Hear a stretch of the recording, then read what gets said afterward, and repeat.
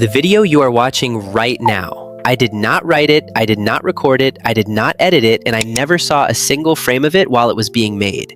This face is not real. This voice is a clone of mine, and every word of this was written by AI. I just gave AI one single prompt and a finished video came out. A single prompt being typed, then poof.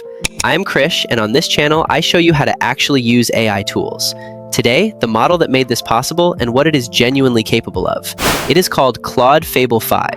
This week, Anthropic brought Fable 5 back online, and it is a big deal because it is the first model from their Mythos tier, the level that sits above Opus that regular people on a paid plan can actually use. For months, that tier was locked away. Now it is not, and it is state-of-the-art on nearly every benchmark they tested. So what is it actually good at? Let's start with coding, because the numbers are a little absurd. Stripe said it compressed months of engineering into days. In one test, it took a 50 million line codebase and ran a full migration in a single day, something that would have taken a whole team more than 2 months by hand. Then there is vision. It can rebuild an entire app's code just from screenshots. And to show off, it beat an old Pokemon game start to finish using nothing but raw screenshots. No maps, no help at all. Older models could not get anywhere near that. But the one that actually matters for making a whole video is focus.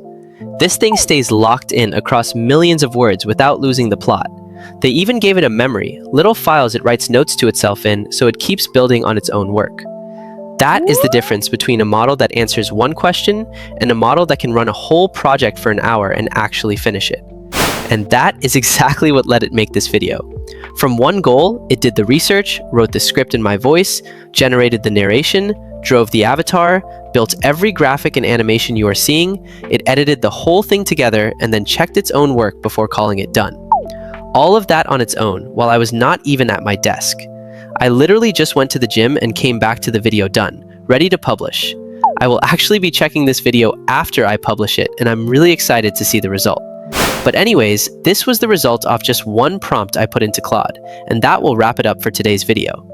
If you enjoyed today's video or learned something new, please give it a like. I plan on exploring and creating new videos about these tools so that even if you're a beginner in AI, you will come out learning something new that can help your journey. If you want to see where this goes next, subscribe, because I am going to keep pushing this as far as it will go. I'll see you guys in the next one.